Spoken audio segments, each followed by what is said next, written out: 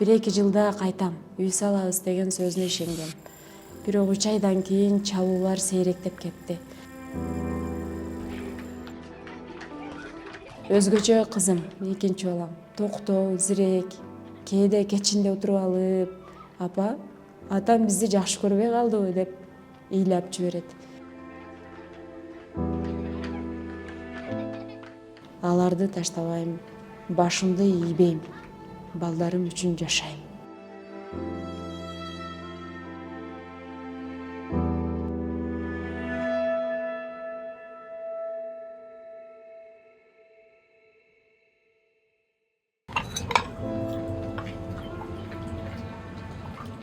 Менин атым Алия. 38 жаштамын.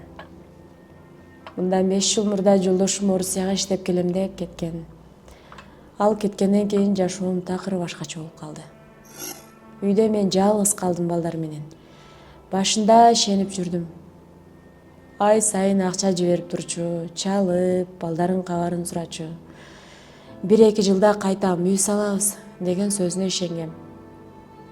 Бирок 3 айдан кийин чалуулар сейректеп кетти. Акча да келбей калды. Бир күнү угуп калдым. Ал жактан башка аял менен жашап калыптыр.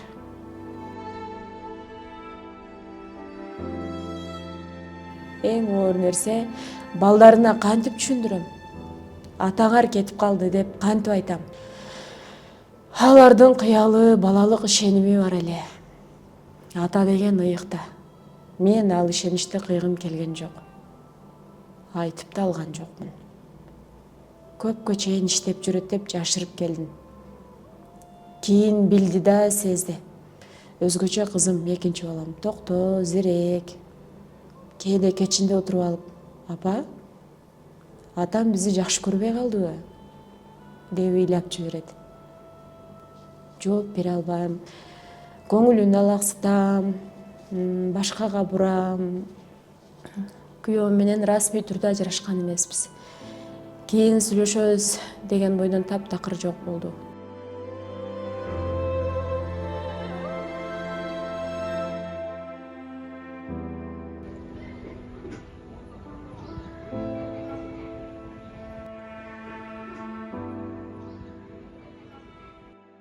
Ошентип 5 жылдан бери 3 баламды өзүм жалгыз багып келем. Айылда турмуш оор. Талаа жумуштарына чыгам, кимге эмне жардам керек болсо барып жасайм. Ошондон аздап акча табам. Кээде кайын журтум бир мүшө күнүм көтөрүп келет. Өзүмдүн ата-энем да жардам берет. Өзүмдү унуттум. Тирилик үчүн чуркап жүрүп, балага жетиштүү көңүл бура албай калдым. Ошонун кесепетинен эми сезип жатам. Балдарым жетишпей жатканын билип турам. Апасы гана бар бала кандай болот? Мектептен улам мугалимдер чакырышат. Уулуң көңүл бурбай калды, кызыгың кечигип келет дешет. Кээде кызым сабак учурунда отуруп ыйлап жиберет экен. Атамды сагындым деп. Мугалим мага айтып берди. Көрсө ичине көп нерсени жыйнап жүрөт экен. Аны уга алып, жүрөгүм ого бетер ооруду. Балдарымда ата жок, үйдө бир эркек кишинин сөзү жок. Менин сөзүм ар дайым өтө бербейт. Улуу балам мага кээде каршы сүйлөп тыңсынып калат. Эгер атасы болгондо мындай болбойт беле деп кээде өзүмдү күнөөлөп кетем. Балдарымды эркелетүүгө да убактым жок. Таң эрте тургандан кечинде чуркап келем. Улам муну жебе, тигини кийбе, үйдү жыйна деп эле эскертип жүрөм. Мээримди жеткиликтүү бере албай жатам. Мага окшоп чуркап жүргөн, чарчаган, кээде көз жашын жашырып жүргөн эне эмес, эне менен атанын сүйүүсүн тең алып жашаса экен дейм. Өздөрүн кем сезип, ата жок деп тынчсызданбаса дейм. Айылдагылар деле байкап сурашат. Атасы кайда? Эмне келген жок? Мен болсо жылмаймыш болуп иштеп жүрөт дейм. Жөн гана уялам. Кызымдын телефону жок, классташтарынан уялып жүрөт. Мугалимдердин баары алаңыз акылдуу, бирок көңүлү жок дешет. көңүлүн эмне ачсын. Ата деген болбой жатса, ушундай шартта жашап жатам. Кээде отуруп алып, эмне үчүн мындай болду деп өзүмө суроо берем. Бирок жооп таппайм. Балдарым үчүн жашап келем. Жашоомдун ар күнү алар үчүн күрөш. Курсагы ток, кийими бүтүн болсун деп чуркайм. Бирок мунун баары алардын жүрөгүндөгү боштукту толтура албайт. Аны атасынын жоктугу гана толуктайт. Ошондуктан бир гана тилегим бар. Алар чоңойгондо жакшы адам болуп, бул кыйынчылыкты жеңип чыкса экен дейм. Мен муну айтып жатып уялып жатам, бирок ушундай тагдырлар көп. Мен эле эмес, мен сыяктуу миңдеген келиндер ушинтип жашап жүрүшөт. Миграция кээ бирөөгө байлык, кээ бирөөгө жара. Биздин үй бүлөгө жара болду. Балдарым ошол жарадан жаралган жаш жетимдер.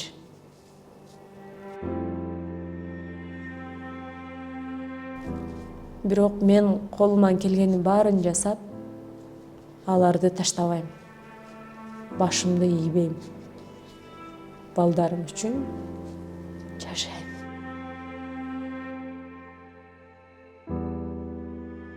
Минтип атасы же апасы миграциялап кеткен балдардын саны Баткен облусу боюнча жалпысынан мурдараак 15 миңден ашаары айтылган. Алардын ичинен атасы да, апасы да миграцияда жүргөн, мектеп жашындагы 600дөй бала бар. Мындай шарттагы балдар ар тараптан аярылуу келип, көңүл бурууну, колдоону күтүшөт. Бирок бир мектептеги бир ЦОС мугалим алардын оюндагыдай болууга жетишпейт. Бул чоң көйгөй экенин айтат ЦОС мугалим. Мектебибизде дагы азыр 113 бала мигранттын балдары да окушат. Болгону 400 окуучунун 113 мигранттын балдары. Чоң эненин колунда дагы тай эне ушундай калган балдар бар. Бул балдар мектепте албетте мындай жүрүш турушунан, башка жагынан, башка үй бүлөлөрдөн айырмаланып, көбүрөөк агрессивдүү келишет. Билимге, сабакка көңүл буруусу начар, сабактан калуулар, кечигүүлөр, анан бир кандайдыр бир конфликт чыкса, ошол жерде көбүнчө ошол балдардын болуп калгандыгы бизди өкүндүрөт да. Эркек балдар эле десең, калып кеткен кыз балдарда дагы өзгөрүү өтө күч болот экен. Кээ бири өтө чүнчүп түнт болуп кетишкен. Ойлорун эркин айтышпайт. Анан бир өзүнө көңүл бурдурусу келип бала, мугалимге дагы мындай каяша сүйлөгүсү келип, достору менен да кээде тил табышпай, өзүмчүл болуп калган учурларды дагы көп кездештирип келебиз. Учурда миңдеген кыргызстандык балдар ата энеси чет жакта иштеп, анын кесепети балдар үчүн тийип жатат десек болот. Бул көрүнүш балдардын психологиялык абалына, билим алуусуна жана социалдык өнүгүүсүнө терс таасир тийгизүүдө. Балдар көбүнчө мээримге, ата энелик колдоого зарыгып, ички жалгыздыкта чоңоюшат. Аларга өзгөчө көңүл буруу, мектептерде жана айыл жерлеринде атайын колдоо программаларын, жардам берүүчү багыттуу борборлорду уюштуруу сунуштары бар. Ошондой эле мигранттардын балдарын камкордукка алган чоң ата, чоң энелерге тарбиялык жана психологиялык колдоо көрсөтүү коомчулук үчүн чоң мааниге ээ. Жекече сүйлөшкөнгө аракет кылып атабыз, ушундай ар кандай эмелерди уюштуруп атабыз. Анан жалпы эле класстын ичинде дагы тарбиялык сааттарыбыз бар, ошого багытталган. Эмеге багытталган тарбиялык сааттарыбыз бар. Ошол тарбиялык сааттарды өтүп атабыз, бирок бул алар үчүн жетишсиздей да, менимче. Эми ошого мисалы аларга мүмкүн психологдор керектир. Биздин айылда эми ушул мектептеги мугалимдер уюштурган кружоктон башка эч нерселер жок да.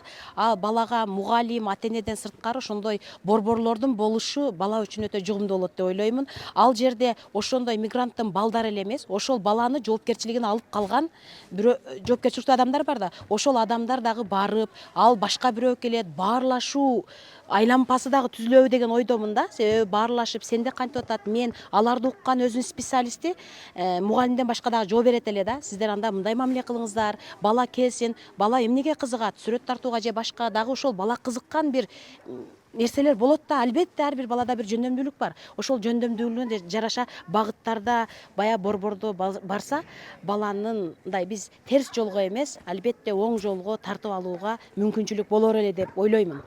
Бул көйгөйдү чечүү келечек муундун ден соолугу жана коомдун туруктуу өнүгүүсү үчүн маанилүү кадам. Мында балдар, үй бүлөлөр, тарбия, психологиялык жана социалдык жактан көңүл сыртында калбагандай, үй бүлөнүн толук кандуу, чогуу болуу маселесин чечүү үчүн системалуу, көп тараптуу иш-аракеттер зарыл.